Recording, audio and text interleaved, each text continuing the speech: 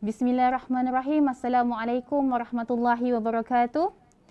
Baik, kita buka kembali majlis kita dengan bacaan Ummul Kitab Al-Fatihah. Sebelum saya meneruskan majlis pada petang ini, ingin saya menjemput Dr. Shahrizal Azwan bin Samsudin, merupakan Setiausaha Agung Malaysia Relief Agency, dan juga para panelis, Tuan Muhammad Nur Hamal bin Muhammad Khalib. Panelis yang kedua, Dr. Haslin bin Abdul Hamid, yang insya-Allah yang akan menyampaikan mengendalikan forum yang bertajuk Perkongsian Pengalaman Mengendalikan Pesakit COVID-19. Majlis mempersilakan.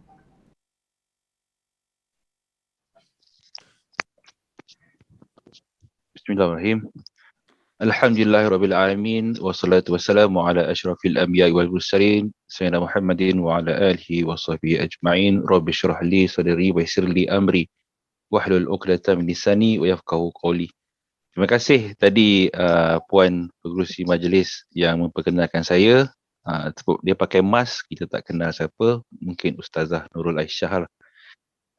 Jadi pada hari ini kita amat bertuah tuan-tuan dan puan-puan, kerana dengan masa yang sedia ada ni, ruang dan peluang yang diberikan oleh Allah SWT ni, kita dapat menggunakan dengan sebaik-baiknya masa yang ada ni untuk kita mendengar sedikit perkongsian pengalaman daripada dua orang saya kira ahli panel yang cukup berpengalaman dalam menangani COVID, sesuai dengan tema kita, iaitu seminar sokongan spiritual pada hari ini dalam slot 3 kita pada petang ini, iaitu forum perkongsian pengalaman mengendalikan pesakit COVID-19. Saya amat percayalah tuan-tuan dan puan-puan yang mendengar forum kita pada petang ini, pengalaman mereka ini amatlah berharga. Okey, kalau dinilaikanlah dengan emas, mungkin pengalaman tuan-tuan yang menjadi ahli panel kita mungkin lebih berat dari segi timbangan nilainya. Dan tuan-tuan dan puan-puan, bersama kita ada dua orang ahli panel yang saya perkenalkan hari ini, iaitu yang pertama Dr. Haslin bin Abdul Hamid. Boleh Dr. Haslin jawab sikit dan dengar ke tidak ni? Testing sikit Dr. Haslin.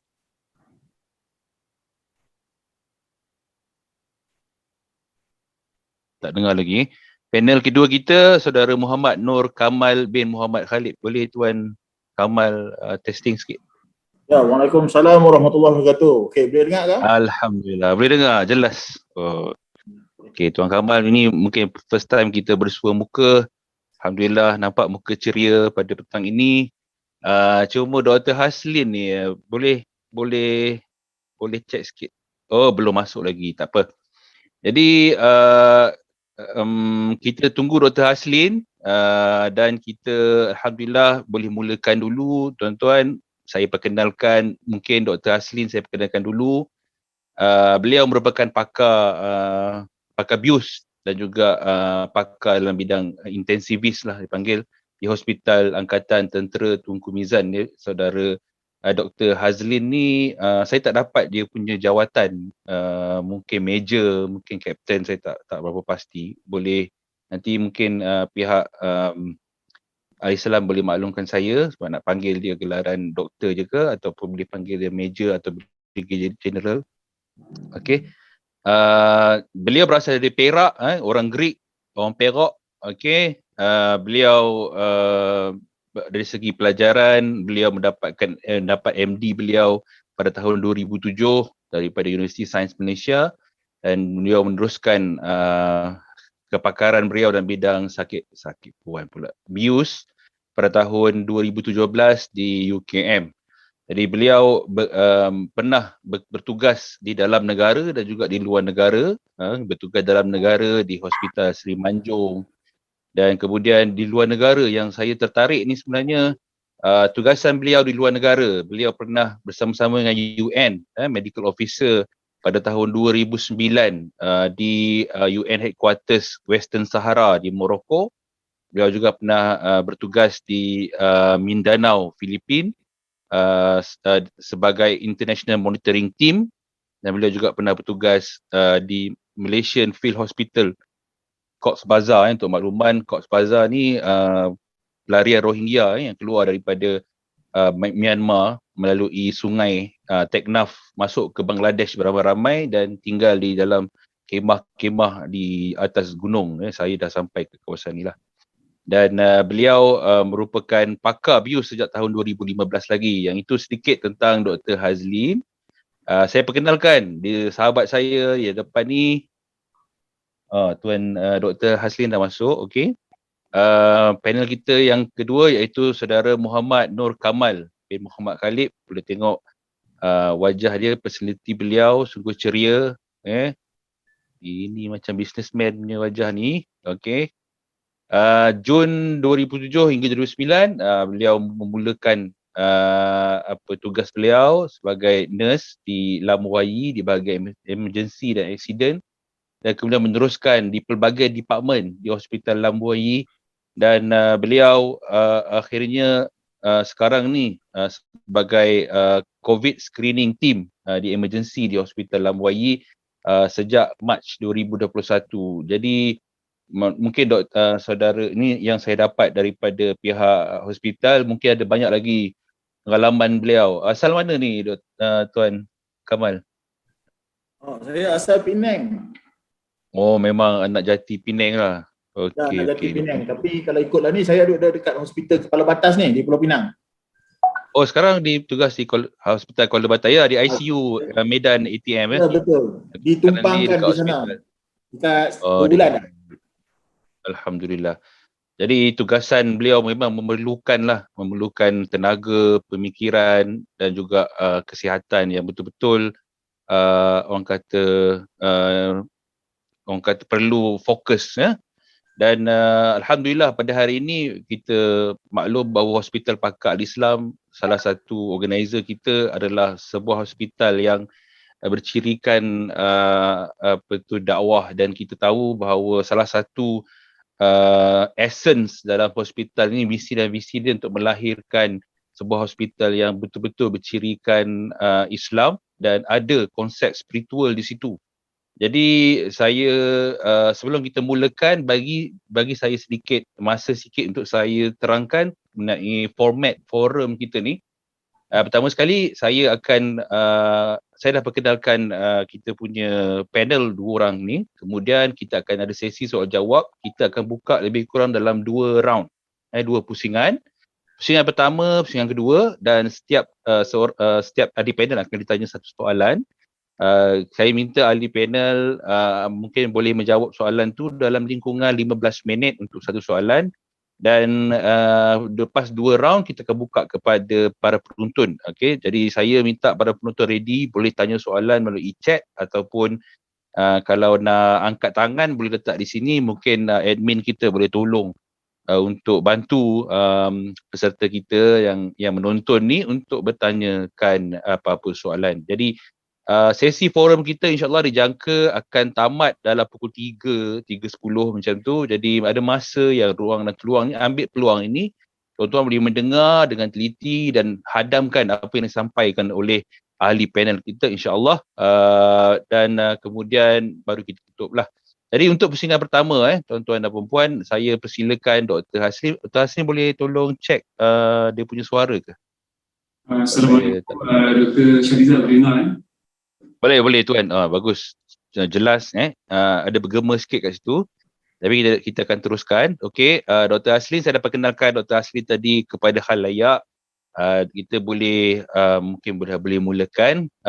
Soalan saya sebenarnya, kalau kita lihat sekarang ni Dr. Hazlin, orang menakutkan keadaan trend pada masa COVID sekarang ni, kes melonjak-lonjak. Saya dulu fikir 7,000 tu dah tinggi lah masa kita capai 7,000. Kemudian sampai ke 9,000 kita dah rasa dah tak boleh lepas dah. Ni psychological barrier kita setakat 9,000 dah kan. Betul dengar suara-suara orang kata sampai 10,000. Masa tu cakap tak mungkin kot 10,000. Tapi sekarang ni dah 11,000 lah doktor. Jadi saya fikir hospital ni menjadi tempat yang orang kata sampai penuh-penuh lah orang datang kerana disebabkan oleh pelbagai isu kesihatan termasuk COVID sendiri. Malah saya dengar banyak surgical ward dan juga medical ward semua dah convert jadi ward COVID. Jadi bagaimana sebenarnya kita nak doktor, kita nak tunjuk kepada orang ramai ni bahawa hospital ni sebenarnya kita boleh rawat mereka secara bukan hanya sekadar fizikal tapi juga spiritual. Jadi kita perlukan rawatan tu secara holistik, ada spiritual, ada mental, ada orang kata fizikalnya dan kena cukup dari segi sifat dan lengkapnya. Jadi mungkin Dr. Asrin boleh bagi pandangan doktor sebagai seorang pakar bius Hospital Angkatan Tentera mengenai hal ini. Saya persilakan doktor. Terima kasih Dr. Shahrizad. Assalamualaikum warahmatullahi wabarakatuh dan selamat dengar untuk semua yang hadirlah dalam webinar pada hari ini.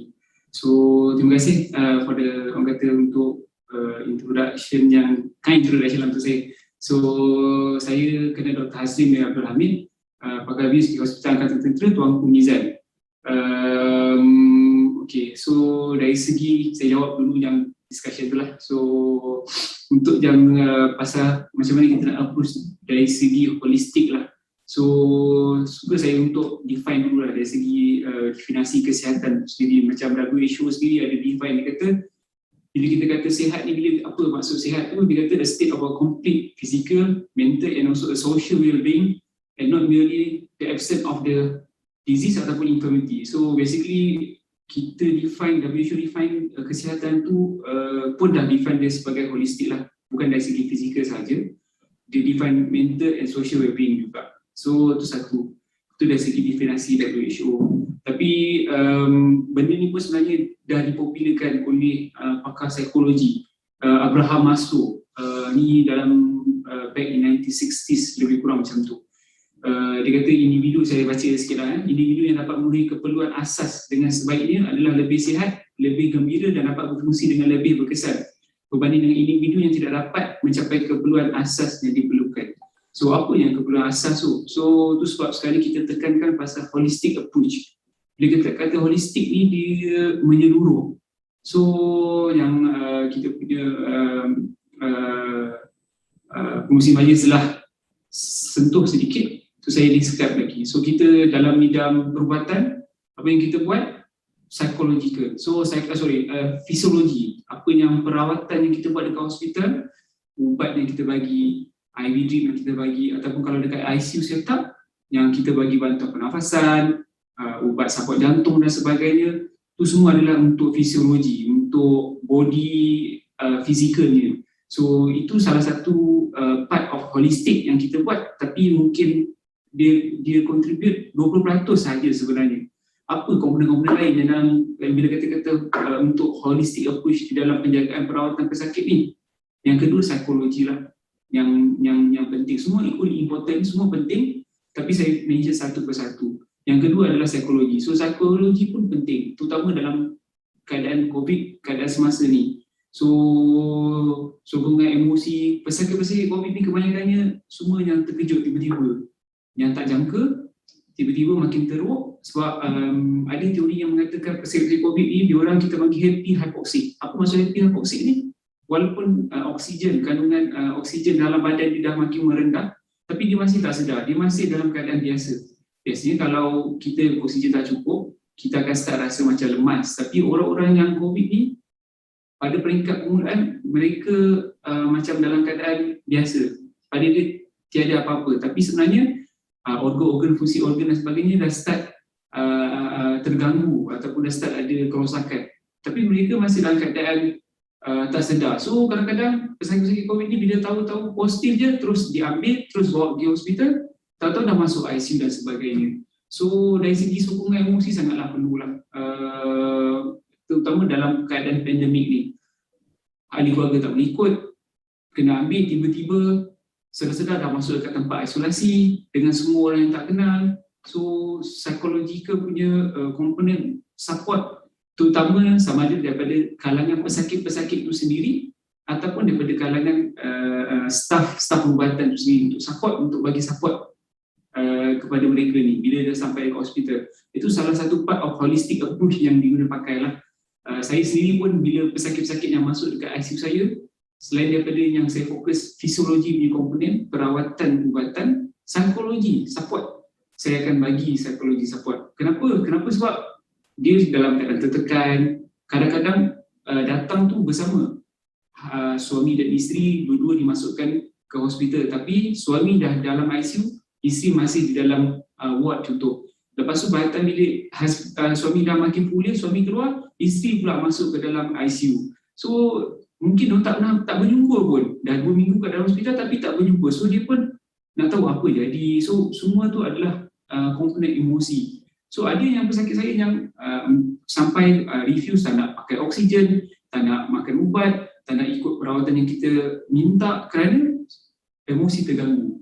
Ada yang jadi kejadian, ini saya banyak more on share lah based on saya punya real experience lah yang datang bersama dengan suami tu di CPR tekan, orang kata CPR tu berlaku di sebelah isteri dia, so suami meninggal, isteri minta dibentikan CPR tu sebab isteri tak sanggup nak tengok, so husband meninggal, so isteri dibawa masuk ke ICU keadaan makin tenat, so refuse semua treatment sebab dia down lah tengok suami dia macam tu kan. So dan kita slowly kita keep on bila saya melihat dia setiap kali masa saya round ataupun masa perawatan saya tu, saya memerlukan masa yang panjang lebih kepada untuk bagi semangat lah.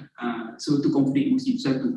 Nombor 2, so dan nombor 3 punya komponen holistic approach yang saya nampak dekat hospital yang kita buat adalah intellectual lah. So maksudnya dari segi education.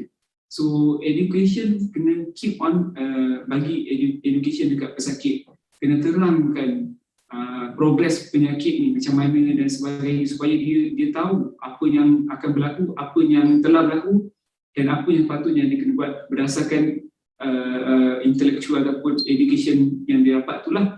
Dan another thing is social culture jugalah, kita kena faham adat budaya, sebab bukan semua pesakit tu sama agama, sama budaya, sama adat. Yang ada yang datang tu agama berlainan, so kita kena tahu, faham dan respect. So itu pun komponen yang penting. So kalau yang datang tu adalah beragama Islam, so approach dia so secara Islam, so kita lebih kepada mengingatkan dia, kita ingatkan supaya dia mendekatkan diri dengan Allah dan sebagainya. Tapi kalau agama lain pun tak ada masalah, kita keep on bagi tahu supaya dia keep berdoa dengan Tuhan dia dan sebagainya lah. Itu satu. So itu adalah komponen yang keempat lah yang kita approach. Yang kelima, yang seterusnya adalah spiritual lah, pun very important. Kenapa saya kata spiritual very important? Sebab lumrah manusia bila kita dalam keadaan tersepit, bila kita dalam masalah, kita akan selalu ingat bantuan, kita perlukan yang lebih, yang Maha Esa untuk menolong kita.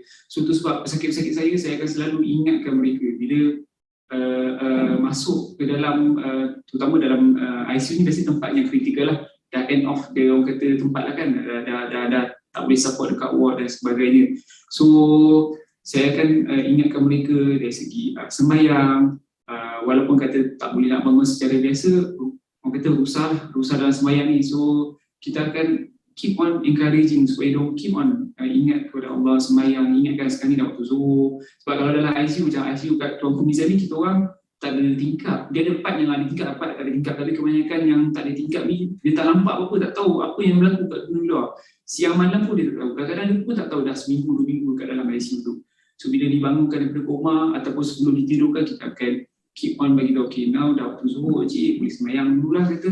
Ataupun lepas saya habis round tu, cik nanti sembahyang lah lepas habis saya tengok ni. So benda-benda yang kita bagi indirectly, tapi sebenarnya itulah adalah komponen-komponen yang kita keep on emphasize dekat pesakit-pesakit supaya holistik dari segi keseluruhan, psychological, spiritual, intellectual dan social culture. Ada dan perawatan yang biasa kita bagi. Sebab pada saya ubat tapi komponen lain equally important lah.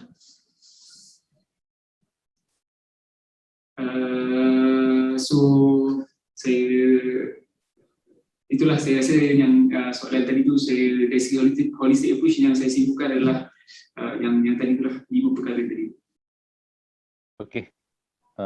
Terima kasih Dr. Haslin. Saya rasa itu introduction yang sangat-sangat menarik dan baik. Jadi Dr. Haslin tadi menggariskan beberapa perkara penting yang kita lihat dari segi pelbagai aspek dari segi apa keperluan-keperluan yang diperlukan, bukan hanya keperluan tu dalam bentuk rawatan saja dari segi fizikal, tapi perlu ada emosinya, ada social culture dia kan, ada perlu intellectual dan awareness, juga education, dan paling penting, sama pentingnya adalah spiritual. Jadi ini semua yang merangkumi orang kata holistic approach kepada satu perawatan yang saya ingat betul dan benar lah, yang kita patut ada di semua hospital. Jadi terima kasih Dr. Aslin. Menarik juga yang pada awalnya dia ceritakan tentang kaitan Maslow, theory of Maslow tu, tentang daripada, kalau kita boleh baca tentang hierarchy of Maslow dalam piramid hierarchy tu, keperluan tu sentiasa menaik daripada basic needs, physiological needs kepada psychological needs, dan akhirnya menyentuh kepada self actualization ataupun self fulfillment, kehendak diri kita akhirnya. Tu sebab orang kaya-kaya ni dia dah ada semua, dia kembali kepada nature dia untuk membantu orang ramai. Sebagai contoh, orang kaya-kaya yang billionaire seperti Bill Gates dan sebagainya, dia kembali kepada perasaan untuk membantu. Jadi tugasan kita sebenarnya luas, besar sebagai makhluk Allah ni. Jadi saya meneruskan kepada round yang kedua, iaitu tidak asing lagi staff nurse kita, iaitu saudara Muhammad Nur Akmal Muhammad Khalid yang bersama kita pada hari ini untuk soalan seterusnya. Beliau merupakan seorang nurse sekarang ni yang bertugas di hospital, dipinjamkan ke Hospital Kepala Batas bersama dengan Angkatan Tentera Malaysia di Medan ATM. Jadi mungkin pengalaman beliau mungkin berbeza sedikit sebab beliau dari segi approach dia mungkin sebagai seorang nurse, tetapi saya kira merawat pesakit yang sama dalam bidang COVID ni ada cabaran dia, ada pengalaman dia, pasti unik berbanding dengan mungkin doktor bertugas. Mungkin ada lagi perkara-perkara yang mungkin beliau boleh sharekan kepada kita, kisah sedih, kisah gembira, bagaimana pengalaman beliau sebagai seorang yang berpengalaman dalam bidang pengurusan pesakit ini. Saya memberi masa saudara Akmal dalam masa 15 minit untuk menceritakan kepada kita kisah ini. Silakan. Okay, terima kasih pengurusi majlis lah. Okey, boleh panggil saya Kamal je. Akmal tu nama orang lain tu. Nanti takut ni pula. Okey. Okey, macam ni. Saya untuk pengurusan ni saya nak bagi kepada dua. Yang pertama sekali, sebelum didiagnose tu. Okey, masa ni sebab saya sebelum ni saya duduk dekat COVID screening. Bila COVID screening ni, kebanyakan mereka yang datang ni semua kata mereka negatif. Jadi bila dah buat swab tu, kalau buat RTK positif, memang mereka macam culture shock ataupun terkejut. Jadi masa tu kita nak kena tenteramkan mereka dulu. Kalau mereka boleh accept ni, bila mereka masuk untuk rawatan, senang. Tapi kalau mereka tak boleh accept, mereka ni ada penyakit COVID tu, jadi susah bila kat dalam ni. Mereka akan macam denial stage. Jadi bila denial stage ni dibawa ke dalam ward, memang susah lah kita nak monitor dia. Jadi ini yang apa yang saya nampak yang first phase tu. Masa doktor ataupun nurses ataupun paramedik lah yang masa nak terang tu, dia ni positif. Sebab banyakkan sekarang ni diorang result bagi tahu kadang-kadang melalui phone je. Tiba-tiba dia arah pergi ke sini. And then melalui ataupun ambulans datang ambil. Jadi ini yang kadang-kadang kita tak perasan ni, benar ni, daripada awal ni. Kalau kata dia datang memang sihat tu, itu yang jadi masalah lagi. Macam mana kita nak catch dia, nak grab dia. Sebab benda kita tak tahu sama ada dia nak makin okey ataupun nak deteriorate. Yang ni kalau bab ni saya rasa Dr. Haslin lagi ni lah. Macam saya nampak ini memang betul masa saya duduk dekat screening. Kemudian bila saya ditumpangkan di ICU tu, saya nampak mereka yang masuk ni memang pun dibagi kepada dua. Sama ada mereka boleh terima ataupun tak boleh terima langsung dia orang ni. Bila dia orang tak boleh terima, dia orang refuse segala-galanya treatment yang diberi oleh doktor. Jadi kami pun ada masalah kat sini.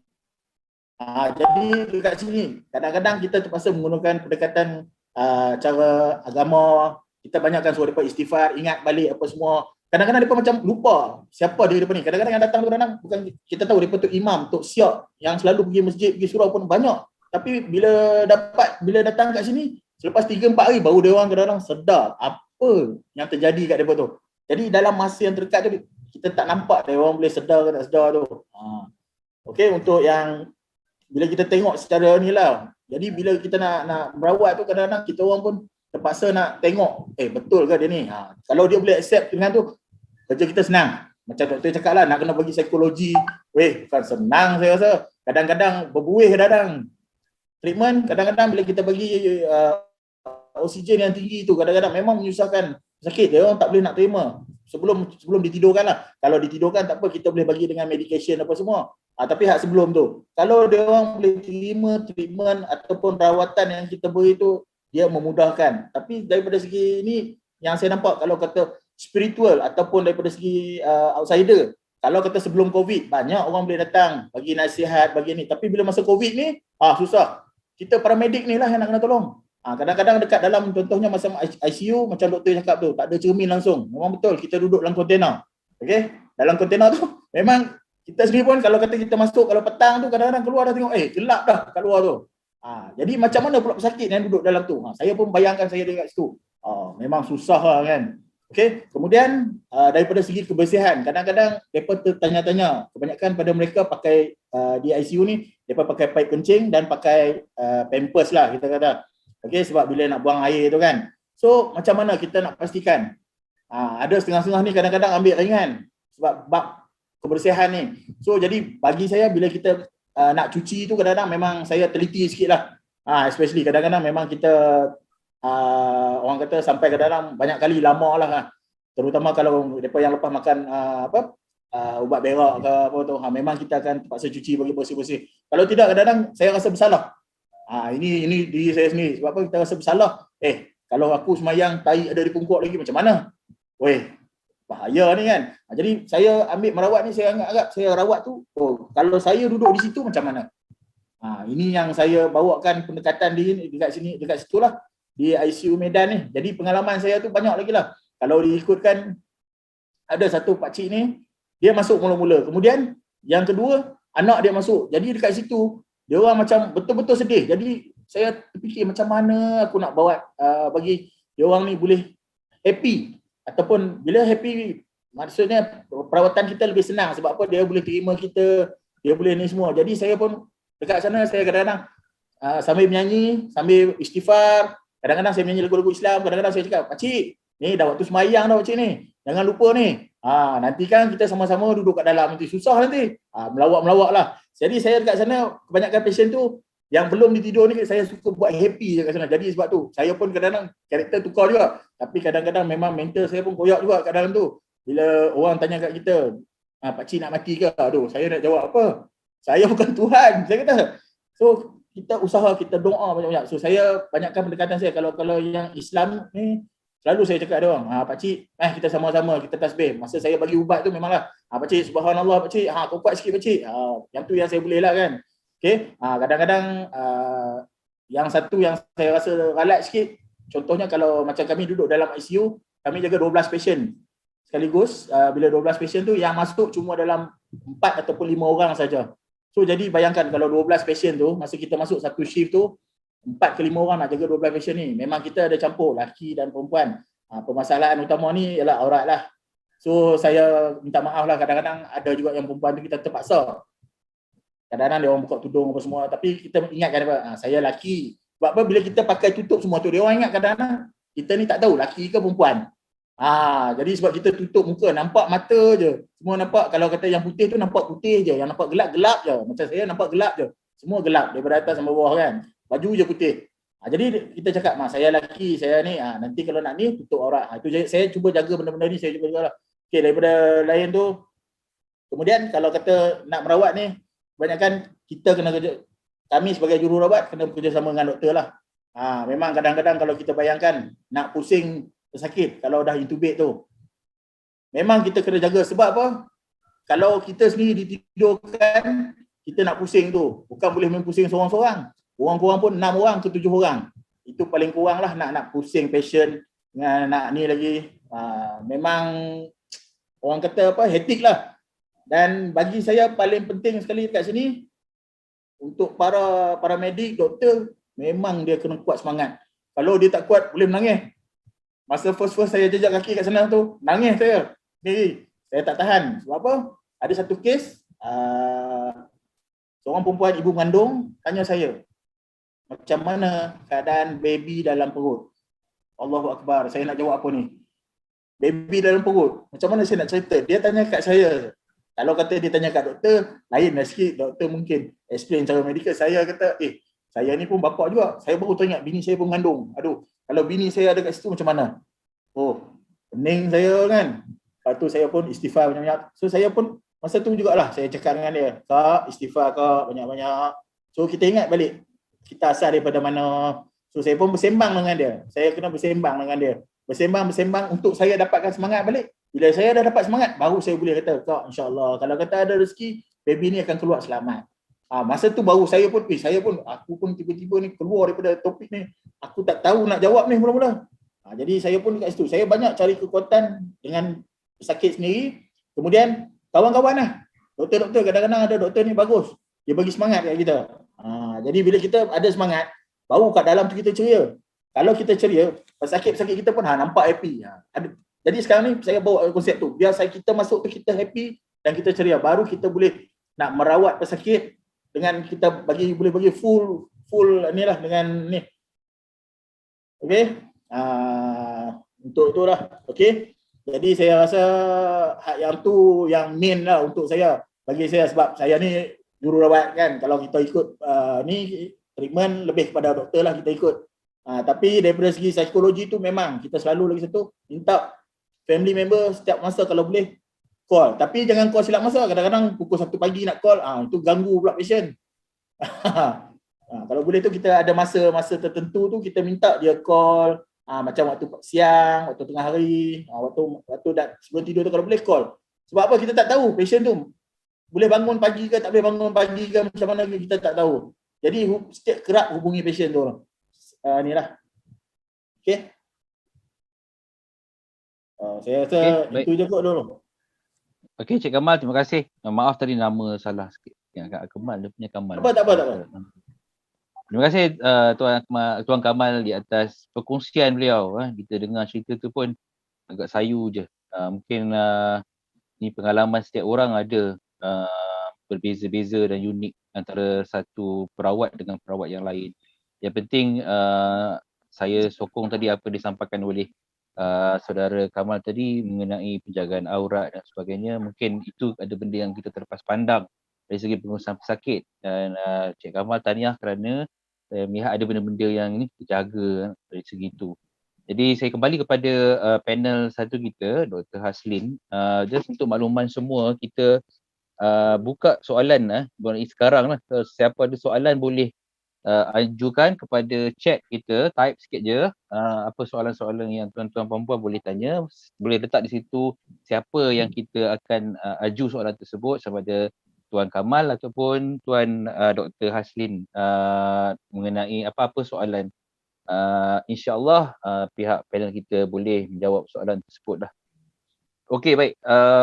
Tadi saya tertarik dengan apa yang disampaikan oleh Tuan Kamal tadi berkenaan dengan pemakaian PPE, nampak mata je dia kata.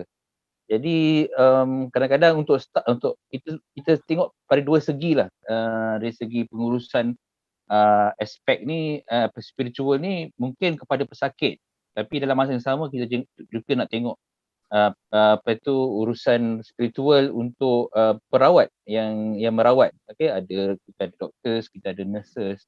Kadang-kadang mereka pun kena pakai full set PPE dan masa tu kadang pagi sampai ke petang. Jadi mungkin doktor boleh komen dari segi dua-dua pihak lah, dari segi aspek spiritual pesakit yang kita rawat tu, dan juga bagaimana sebagai aspek spiritual perawat tu sendiri.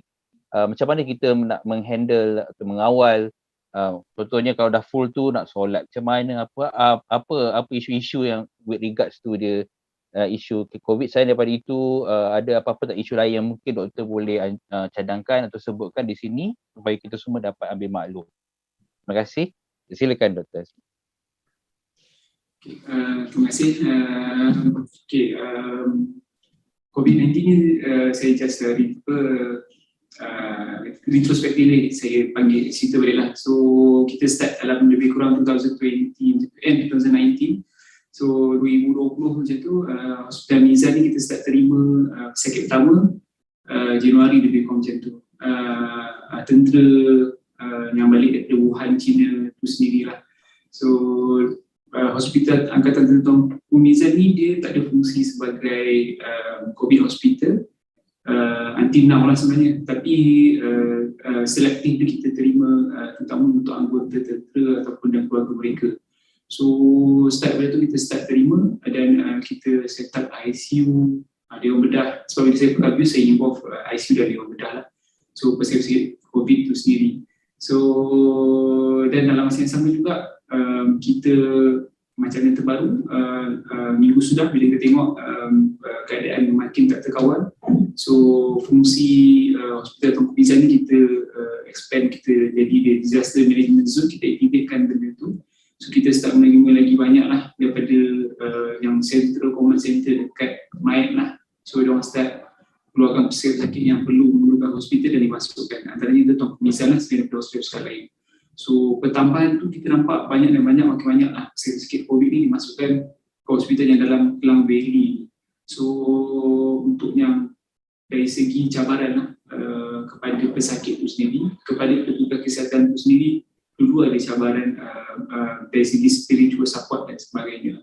So macam saya cerita masa pusingan yang pertama tadi, yang mana dari segi mengingatkan pesakit, lepas tu kita sendiri kita macam berdakwah lah, indirectly berdakwah. Kalau yang beragama Islam tu ingatkan supaya diorang ingat dan juga tidak meninggalkan perkara yang wajib lah. So dalam masa yang sama juga spiritual ni saya nampak membantu sebab memang nature of kita sendiri manusia ni, bila kita dalam keadaan susah baru kita nak ingat Allah tu. Alhamdulillah ada yang dalam keadaan senang pun kita ingat, alhamdulillah, tapi memang automatik manusia ni dicipta bila dalam susah Allah tu sendiri dah beritahu, minta lah dengan aku. So Allah ni sebenarnya dia pemurah dan sangat baik. So cuma kita ni yang kena minta, benda tu ada, kita kena ikhtiar, kena minta. So kadang-kadang pesakit-pesakit ni, apa yang saya nampak kadang-kadang dia orang akan lost lah. So sebenarnya kalau ikutkan statistik pun menunjukkan 80% lebih pesakit COVID ni sebenarnya tak ada bergejala ataupun bergejala ringan lah. So yang bergejala teruk ni sebenarnya kurang daripada 12% saja lah. Tapi disebabkan hospital dan numbers tu besar, so kita nampak lebih banyak. Tapi sebenarnya kalau kita ikut ratio di dalam 20% or maybe less lah, lebih kurang macam tu. So yang 20% ni yang kita nak kena tackle, macam mana diorang untuk bagi spiritual ataupun nak bagi orang kata tanamkan untuk ingatkan tu. So kadang-kadang di sini pun dah tercungap dan sebagainya. So itu antara cabaran-cabaran lah dari segi spiritual, tapi kita akan keep on beritahu. Saya ada bagi senang kalau saya share beberapa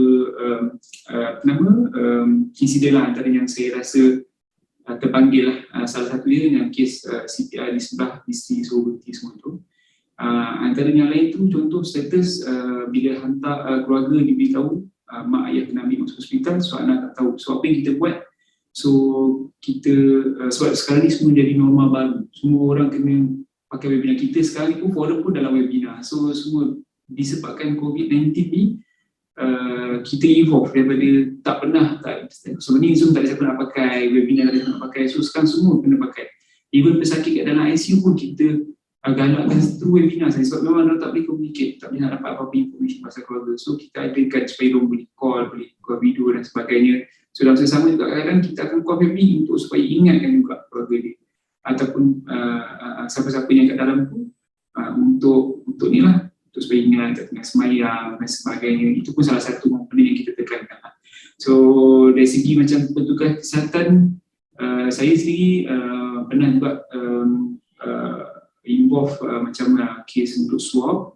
So saya dengan isteri masa tu kita tolong NGO setelah swab online masa tu daripada pagi sampai ke petang. So kadang-kadang apa yang saya buat bila kata waktu rehat in between swab, kita bila swab kita kena doning pakai yang full PPE. Itu yang lelaki pun jadi nampak ayu macam perempuan, orang tak tahu dah lelaki ke perempuan, orang tak tahu dah. So bila kita dah doning tu, kadang saya ambil semayang saja, ambil time supaya waktu asal, lepas asal saya simpan semayang sampai waktu maghrib kita bersihkan diri daripada kuman tu, pakai alkohol apa semua. Dalam semayang keadaan air semayang ada, terus semayang kat tepi tu je lah.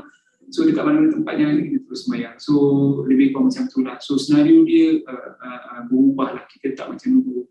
So banyak benda yang menyebabkan petugas kesihatan ni dari segi stres kan, kita akan rasa lebih penat, lebih stres dengan peluh dehydrated. Kalau pakai PPE tu sekejap kan, kalau kat luar tu saya rasa 1-2 kilo boleh turun hilang tu, dehydrated macam tu kan. Yang baru ni ada viral, tengok ada yang sampai petugas kesihatan terbalik menolak troli dekat Melawati dan sebagainya. Itu semua benda-benda yang akan menyebabkan compounding lah, efek yang akan menyebabkan kita makin stres, makin penat dan sebagainya. Tapi kalau saya sendiri, personally lah, saya rasa bila saya dalam keadaan tertekan, saya akan selalu minta lah, sebab Allah tu lah, dia kata Allah tu maha kaya, maha pemurah. Dia pun sebenarnya dia suka kita minta dengan dia. Kita dengan dia sebenarnya dekat, tapi kita yang menjauhkan diri. Sebab lagi kita rasa masalah, lagi kita minta. Bukannya lagi rasa masalah, lagi kita menjauhkan lah. So semayang saya sendiri pun bila dengan anggota, sama ada dengan saya punya staff ataupun pesakit, saya akan selalu ingatkan orang juga. Sebab pada saya rasa bila kita dekat dengan Allah tu, kita rasa tenang, rasa kerja pun rasa senang. Ada jalan dia, ada jalan, insyaAllah.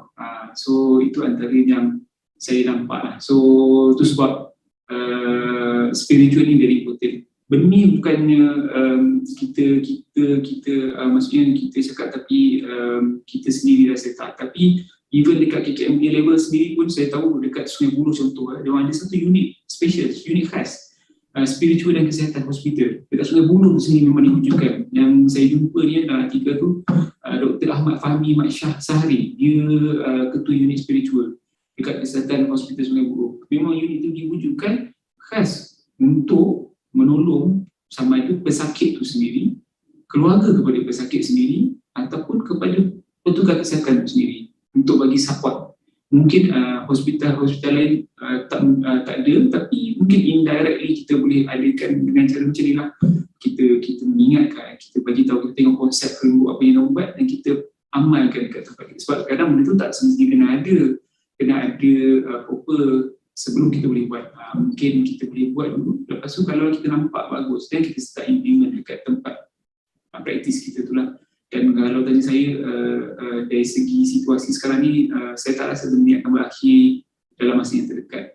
Setidak-tidaknya mungkin sampai hujung tahun ni ataupun sampai pertengahan tahun depan kita akan macam ni. So kita kena adapt dengan norma baru ni. Kita kena sentiasa mendekatkan diri dengan Allah. Sebab saya sendiri pun, saya pun tak tahu kan, kita tak tahu Allah alam bisawab.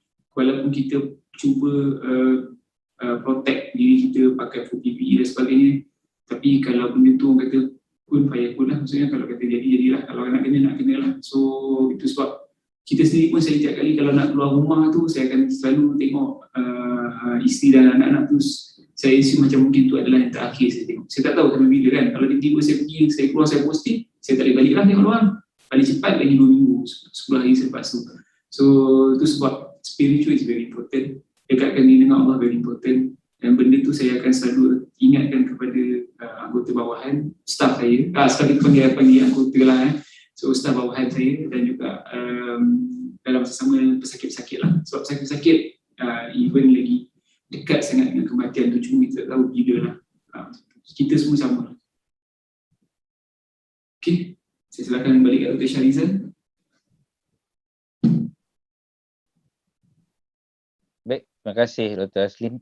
Saya nampak dekat chat tu belum ada soalan apa-apa lagi. Tapi pihak Al-Islam dah sebarang soalan boleh dikemukakan ke dalam ruangan chat. InsyaAllah moderator akan menjawab soalan. Dia suruh moderator yang jawab. Tapi sebenarnya bukan moderator lah yang jawab ya. Saya ni mana tahu apa-apa. Terutamanya ahli panel kita yang berpengalaman dan bijaksana. Baik, kita pada petang ini sama-sama kita dua orang ahli panel, Dr. Haslin bin Abdul Hamid, seorang pakar bahagian bius di Hospital Angkatan Tentera, dan bersama kita juga panel kedua kita Muhammad Nur Kamal bin Muhammad Khalid. Beliau merupakan seorang jururawat yang kini menguruskan pesakit COVID dan merawat pesakit COVID di Kepala Batas, Hospital Kepala Batas yang baru saja diwujudkan beberapa bulan yang lepas oleh Angkatan Tentera Malaysia. Okey, baik. Soalan saya lah kepada saudara Kamal. Sekejap suara Kamal. Boleh dengar Okey. Saya lihat seperti yang Dr. Hasrin sebut tu, dia ada kesan kepada kita tu kalau kita rawat sakit COVID ni. Kadang-kadang mungkin memberi kesan kepada diri sendiri, mungkin memberi kesan kepada keluarga kita. Kesan tu boleh jadi kesan macam-macam lah, mungkin psikologi, mungkin mental dan spiritual dan sebagainya. Jadi mungkin saudara Kamal boleh terangkan kat kita kan, apakah kesan-kesan tu kepada saya kira kepada perawat tu sendirilah sebagai seorang yang untuk menguruskan pesakit COVID tu, apakah kesan kepada diri dia, kepada keluarga dia. Mungkin kadang-kadang ni kita fikir kan, dia risau penyakit tu akan dibawa ke rumah. Kadang-kadang mungkin ada yang kerja 24 jam sampai tak balik rumah. Adakah stres itu meningkat dan sebagainya. Mungkin ada cara juga perawat ni nak mengawal stres dia tu, apa cara-cara dia. Mungkin ada juga pesakit juga sendiri, adakah cara dia apakah kesan terhadap diri sendiri dan juga perawat dan juga pesakit yang terlibat dengan COVID-19 ni. Mungkin saudara Muhammad Nur Kamal boleh terang kepada kita. Terima kasih. Okey. Kesan diri sendiri ni lah, saya cerita yang diri saya sendiri. Bila pada awal permulaan tu, kita masa awal-awal tu saya pun jadi risau juga sebab kita tak tahu apa yang kita hadapi ni, COVID ni. Okay? Jadi bila masa tu saya setiap kali saya pergi kerja ni, saya cakap kat bini saya mungkin tak balik. Jadi kalau saya tak balik, tolong jaga anak-anak. Itu je pesan saya. Sebab apa saya kata, kita pergi, kita tak tahu. Kita boleh pulang ke tak boleh pulang, kita tak tahu. Sebab apa yang kita hadapi tu, kita pun tak tahu lagi masa tu, masa awal-awal mula tu. Jadi masa awal tu, bila dia orang tanya, okey, siapa nak buat swab COVID ni? Sebab semua orang tak nak ni masa tu.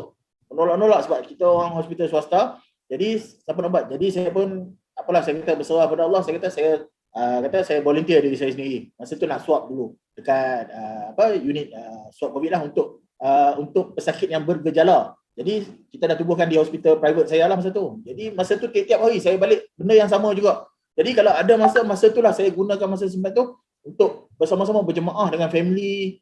Memang saya akan start mula makan bersama dengan family. Sebab apa saya nak at least family saya tahu saya masih ada, dan kalau saya tak ada, minta dia orang tolong jaga terus je. So saya pun minta dengan Allah lah, saya banyak. Saya kata, ya Allah, kuatkanlah pada diriku ni agar aku dapat nak jaga orang COVID satu. Lepas tu nak tinggal ni, saya ada mak, saya ada bapak lagi, yang bapak saya tak bersihat. Memang tiap-tiap hari saya akan pergi melawat mereka. Sebelum saya pergi kerja tu, saya akan pergi tengok bapak saya dulu. Lepas tu ni, saya terus pergi kerja. Dan kalau kata saya contoh macam saya tengok kes terlalu kritikal lah itu, saya tengok banyak sangat yang masalah, saya tak akan balik rumah terus. Saya akan duduk rehat dulu dekat tempat kerja. Saya duduk sorangan dulu. Kadang-kadang saya duduk dalam kereta lama, sejam, 2 jam. Lepas tu saya beritahu bini saya tak nak balik. Sebab apa? Saya kata kat dia, kes teruk hari ni. Memang masa tu kadang-kadang ada Penang tu, outbreak dekat Kelang tu. Dia orang tanya saya, sampai saya pernah minta lah dekat bos saya nak tidur dekat hospital je, saya tak nak balik. Sebab apa? Kalau saya balik lagi, jangkit dengan bini, jangkit dengan bapak saya kata susah, dengan mak saya susah. Saya kata. So, tapi saya pun minta doa dengan Allah. Lepas tu lama kelamaan saya dah mula biasa. Dan saya kata saya kena tawakal je. Kalau kata hari-hari saya nak tidur hospital, jenuh saya kata. Kan? Jadi family saya dekat rumah macam mana? Kita tak boleh nak tengok. Lepas tu family saya pula tak berani nak keluar rumah masa tu nak beli barang. Jadi saya seminggu sekali saya cuba beli kat dia orang. Kita prepare kat rumah apa yang kita nak tinggalkan tu lah. Okay? Itu untuk diri saya sendiri sebelum saya masuk tempat ICU. Tapi bila saya diminta untuk mobilisasi ke hospital Kepala Batas ni, saya memang betul-betul saya mempersiapkan diri saya dan saya dah bersedia. Saya cakap dengan family saya nak jadi volunteer pergi ke hospital Kepala Batas ni, nak jaga pasien COVID terus. Bukan saya kata untuk screening ke apa kan. Memang saya nak jaga pasien COVID dekat ICU, saya kata. So saya minta restu daripada mak bapak saya. Sebab apa? Saya nak kuatkan diri saya sendiri. Sebab apa? Memang dia orang kenal saya yang saya ceria lah. Memang saya kalau ikut happy go lucky lah kalau kerja ni. Tak nak yang pening-pening kepala, saya tak suka. Walaupun benda tu susah, saya kata kita buat dengan cara happy. Sebab apa? Kalau kita sendiri lemah, macam mana orang yang sakit tu nak tengok kita ni, nak bantu mereka tu. Jadi saya pun banyak berdoa. Memang saya kadang-kadang kalau kita berdoa dengan Allah ni, kadang-kadang atas kereta tu, sebab saya perjalanan daripada rumah nak pergi ke tempat kerja tu sejam dulu. Jadi atas kereta tu kita macam orang kata kita bersembang dengan Allah. Kita tanya, ya Allah, kuatkanlah aku, berilah aku panjang umur untuk aku nak jaga. Saya minta benda ni macam Dr. Hasbi cakap tadi, kita kena minta. So alhamdulillah sepanjang saya dekat kita dekat 2 tahun ni, alhamdulillah Allah bagi kesihatan tu kira untuk kita nak jagalah kan. Bagi saya memang ada juga sakit sikit-sikit, sakit ni, tapi Allah pemudahkan segala urusan kita tu lah untuk saya. Dan masa ni lah juga kalau kita tengok dengan dekat rumah dengan PDPR, saya kata kat wife, tolonglah sacrifice jaga anak-anak saya nak buat macam mana. Saya kata kita nak fokus untuk jaga COVID ni. Betul? Yang tu untuk kesan pada diri saya sendirilah. Memang saya cuba untuk kontrol dan jaga diri saya sendiri, tak nak bagi down. Sebab kalau kita down, masa ni lah kita nak sempat sakit. Ini untuk diri sendiri. Kemudian dengan pesakit pula, macam saya cerita dari awal tadi, saya akan buat happy je. Dalam tu saya masuk. Even though dengan kawan-kawan, kadang-kadang memang kawan-kawan kita ni datang dengan 1001 masalah. Kita kena nasihat dia orang, jangan bagi dia orang stres. Kalau dia orang stres masuk, memang tim kita dalam tu hari tu memang moody saja. Jadi kalau semua orang selalu, kalau kerja dengan saya, memang saya kata, kita kena happy, kena ni. Jangan bagi siapa-siapa pull down seorang. Kalau satu tim tu, dia orang pull down semua teruk, memang dia akan ni. Jadi kalau ada masalah, cuba selesaikan secepat mungkin. Maksudnya tak kira lah sama ada masalah personal. Kalau boleh masalah personal tu, tak sebelah dulu. Lepas tu kalau masalah kat tempat kerja, contoh macam kadang-kadang ni biasalah, normal lah. Kadang-kadang kita tak kena gu. Orang kata bila kerja tu tak kena gu. Jadi saya kata kat dia orang, kalau empat tak kena gu, tukar gu tu. Sebab apa? Kalau empat bila masuk dalam, dah pakai PPE, tak kena gu, susah. Sebab kadang-kadang kita nak perlu tolong antara satu sama lain. Selain daripada orang kata staff tu, in between staff tu, kalau kata tak ada kerjasama, memang susah kadang-kadang. Bayangkan kalau satu patient kadang-kadang, cukuplah kalau kata dia nak pusing sikit je. Kalau yang dia boleh buat sendiri tu, kalau dia nak pusing pun susah kadang-kadang. Kalau yang ventilator tak payah cerita lah. Memang saya cakap, kita perlu 6 ke 7 orang. Tak boleh 2 orang punya kerja yang ni. Jadi, kena ada tim tu. Tim yang menguruskan tu. Bukan tim yang duduk di dalam dengan patient. Yang di luar tu. Sebab apa? Sekali lagi kadang-kadang kita nak, tak ada ubat, tak ada. Kita nak kena minta di luar tu supply kat kita.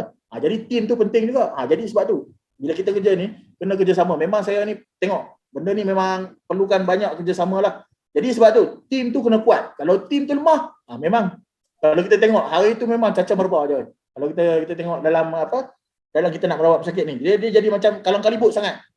Tapi kalau kata tim kita strong, tim kita kuat, dia ada spiritual, dia memang kata dia boleh maintain antara satu sama lain tu kuat. Even doktor pun dia boleh sanggup support, boleh tolong apa ni semua. Memang cantik, kerja tu smooth. Cantik, patient semua smooth. Even though walaupun patient deteriorate, kita boleh maintain. Orang kata level kita tu, kita tak stres. Jadi kita boleh maintain tenang, calm, kita buat kerja dengan relax saja.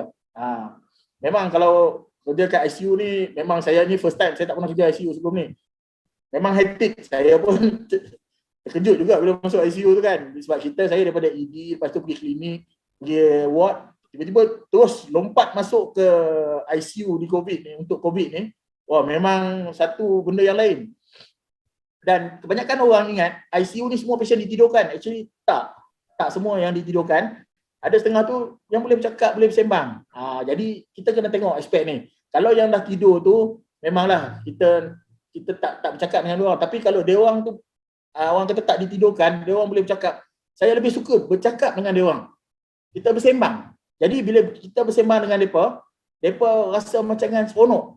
Dekat situ mereka timbul, ada lagi orang nak sembang dengan aku. Kalau tidak tu kadang-kadang saya tengok ada pakcik tu saja saya observe. Bila kita masuk je kan, yang sebelum tu orang tak berapa sembang, dia observe diam je tengok. Pakcik, pasal apa pakcik? Bila saya tanya, pakcik tu kata, tak ada orang nak sembang. Oh, pasal itu. Lepas tu bila kita start sembang, baru kita tahu dia ni jenis memang suka orang bercakap. Tapi kadang-kadang kita memang tak sempat nak sembang panjang-panjang. Jadi kita pun, bila kita lalu dekat dia, kita tegur, pakcik, buat apa tu? Kita tegur dia. Jadi bagi saya, benda ni lah. Kesan kat kita tu, kita sendiri yang kena kontrol. Jadi kita nak ubah macam mana pun, kita sendiri.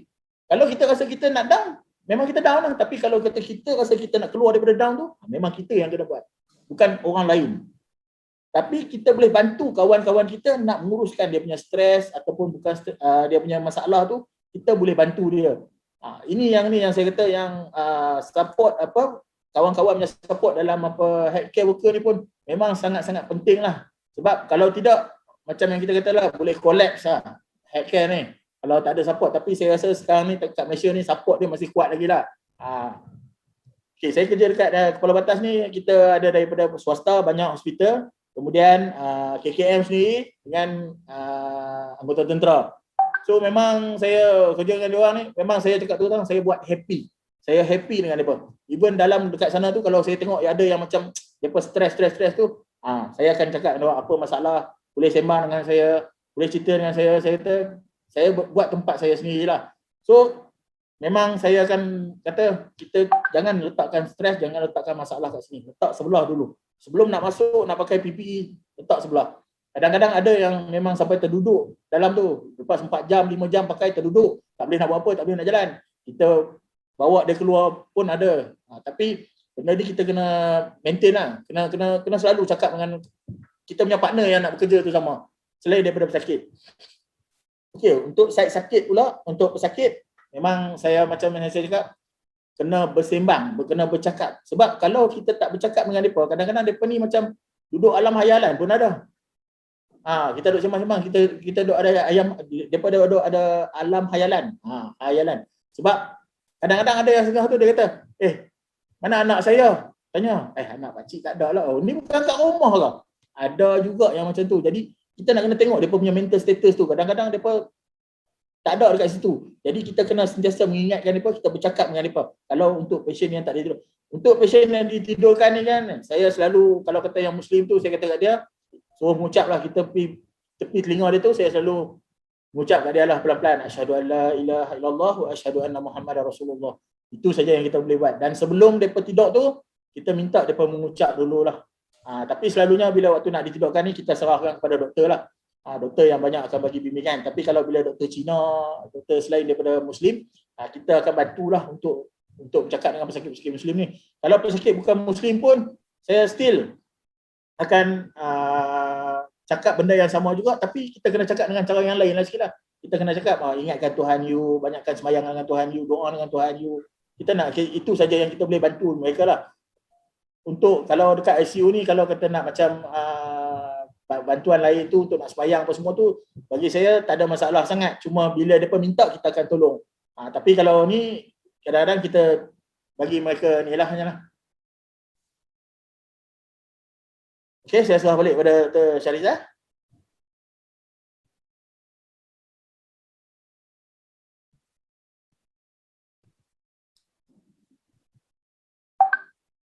Okey, baik. Okey, terima kasih Saudara Kamal di atas sharing tadi. Itu saya ingat penting bagaimana kesan itu bukan sahaja kepada kita tapi kepada partner kita juga. Kadang-kadang partner kita tak boleh handle stres, apa yang kita kena buat? Mujur ada sahabat macam Cik Kamal ni lah, ceria. Kita perlu ada kawan-kawan macam ni, selalu bagi nasihat. Tak cukup duit boleh pinjam, macam tu lah. Dia selalu ada sahabat yang sentiasa membantulah dalam keadaan yang susah. Jadi kita ada soalan lagi, tapi sebab masa pun memang betul-betul mencemburui kita, ada 7 minit je. Mungkin saya nak minta lah seorang panel ni mungkin dalam 5 minit boleh buat kesimpulan.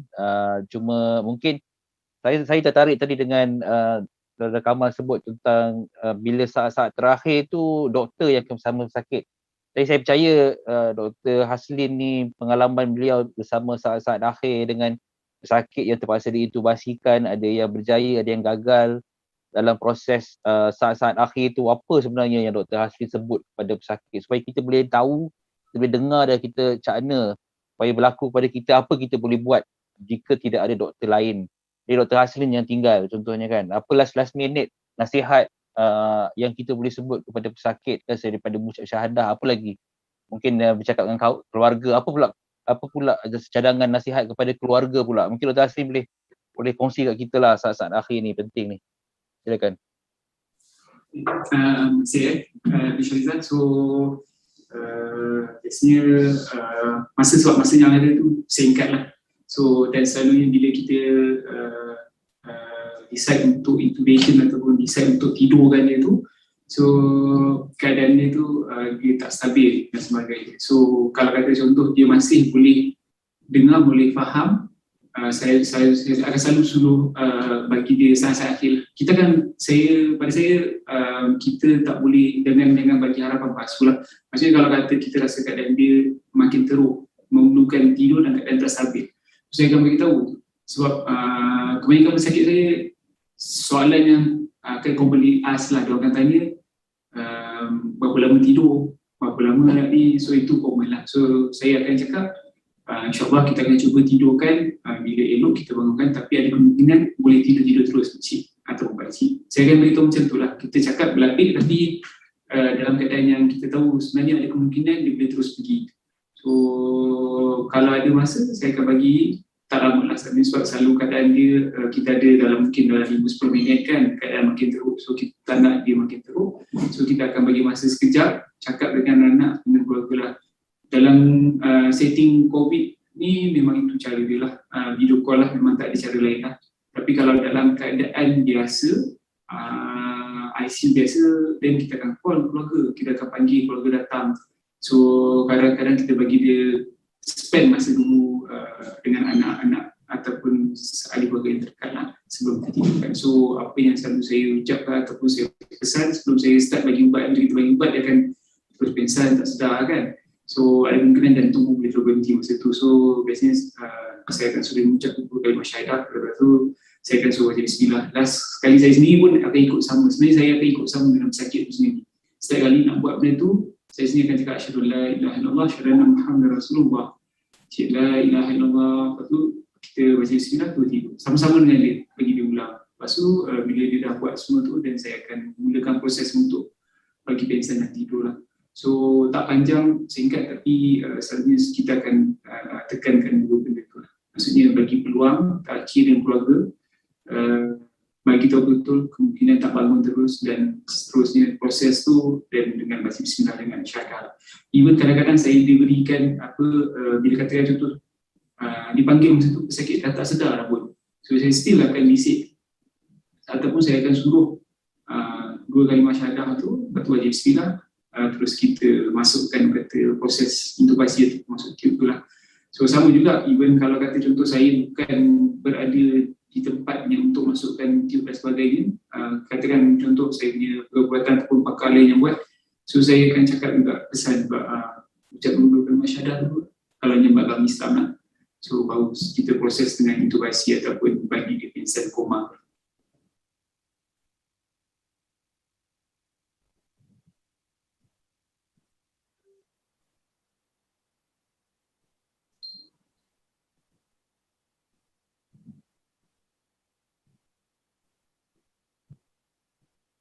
Betul? Ya, itu saja. Dengar ke? Okey, baik. Boleh unmute saya? Dah unmute belum? Unmute.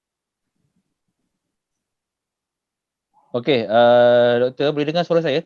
Boleh, saya dengar. Okey. Jelas. Okey, mungkin ada pertanyaan tu doktor, sikit mungkin sambung tadi. Ada buat talqin ke doktor untuk pesakit sebelum dia meninggal atau sebelum ditidurkan? Yang kalau macam saya akan lebih kepada untuk, sebab kita selalu kalau dari segi setup yang kritikal ni, bila dia orang rujuk selalunya keadaan yang kita kata masa yang ada tu singkat lah. So selalunya saya akan ajar kalimah syahadah tu, baca bismillah, dan kita akan proses dengan intubasi lah. Selalu masa tak panjang lah untuk kita boleh sampai nak talqin semua tu lah. Singkat lah. Okey, baik. Okey, terima kasih doktor. Jadi mungkin dalam masa 5 minit yang terakhir ni, Tuan Kamal boleh bantu kita dengan ceritakan sedikit.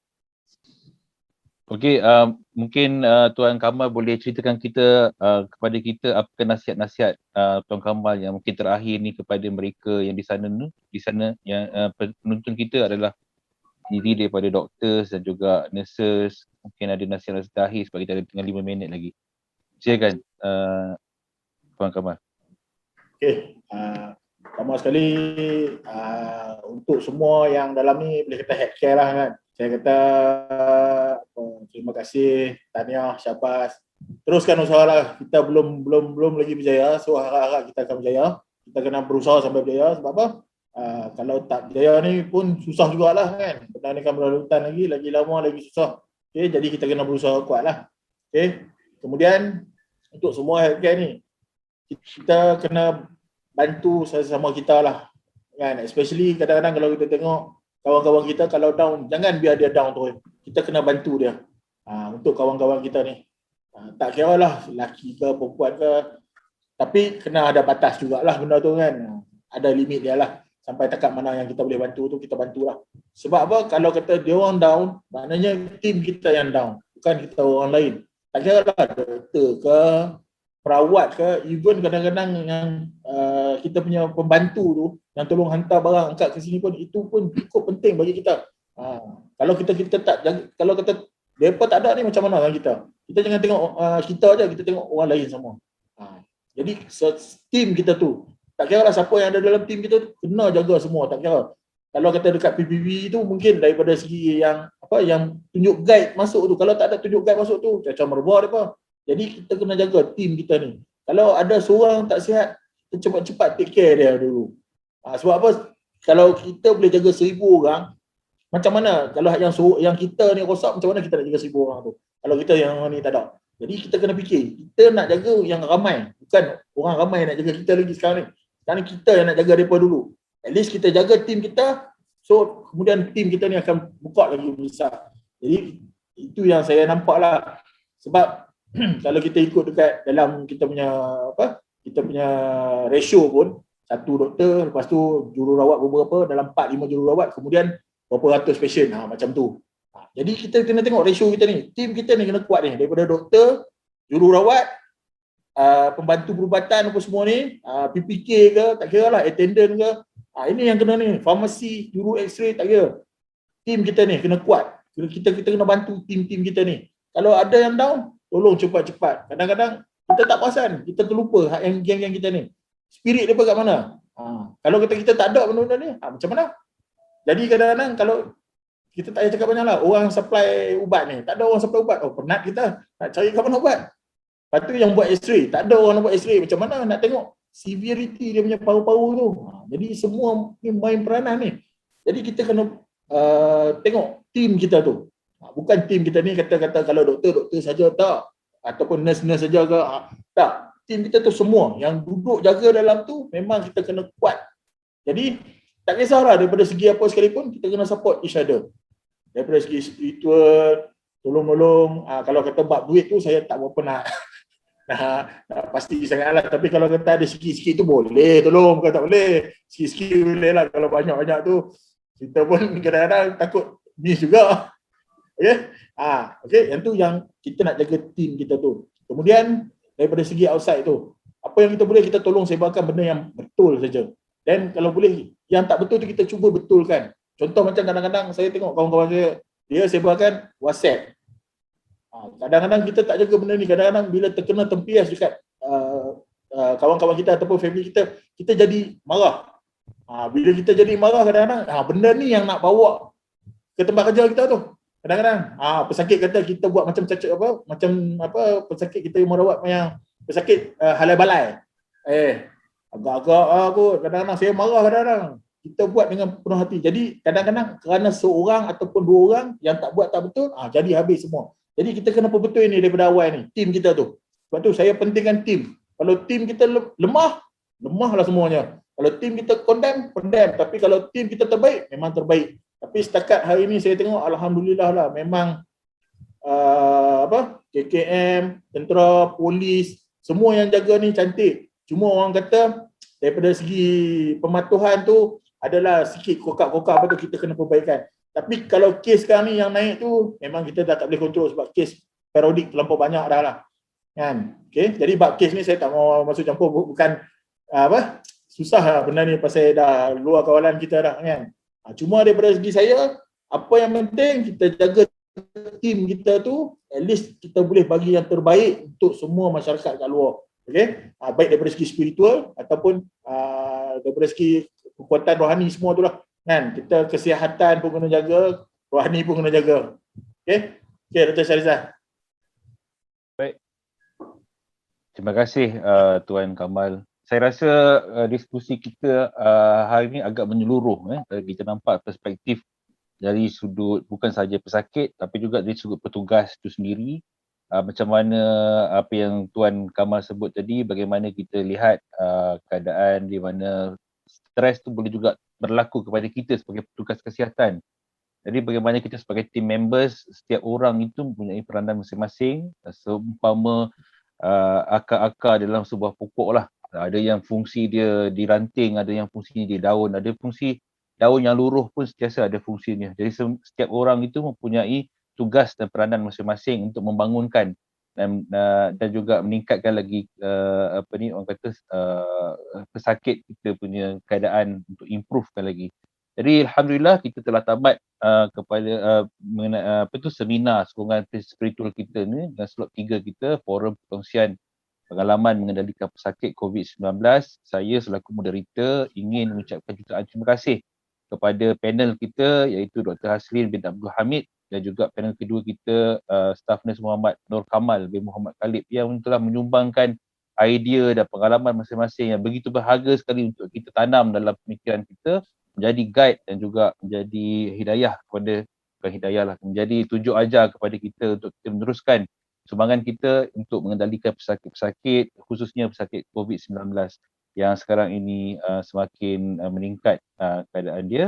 Jadi selaku moderator, saya ucapkan terima kasih kepada semua hadirin dan hadirat. Ada soalan mungkin yang terbaru ditanya kat sini, pesakit post-COVID yang dirawat di hospital tapi dah discharge. Tapi adakah dia perlu pakai PPE atau orang lain yang sentuh dia? Tidak ada masalah. Lepas daripada beberapa hari, tamat tempoh dia, CT value dia dah tinggi, dia tidak ada kebolehjangkitan untuk menyampaikan, untuk dia sebarkan COVID itu kepada yang lain. Dan saya tolongjawablah bagi pihak doktor. Okey, baik, itu saja daripada saya selaku moderator. Saya ucapkan terima kasih semua yang penonton dan juga pendengar yang memberikan perhatian, meminjamkan kami telinga dan pandangan anda sepanjang program slot 3 forum perkongsian pengalaman mengendalikan pesakit COVID-19. Jadi saya kembalikan mic ini kepada Ustazah Nurul Aisyah dan juga admin. Terima kasih. Okey, baik, Masya Allah ya. Saya sangat teruja mendengar perkongsian dari petugas kesihatan yang komited dalam melaksanakan tugas hakiki. Di samping itu juga menonjolkan elemen spiritual dalam tugasannya. Jadi saya berharap kita semua mengambil pedoman dan juga teladan untuk kita laksanakan di peringkat masing-masing.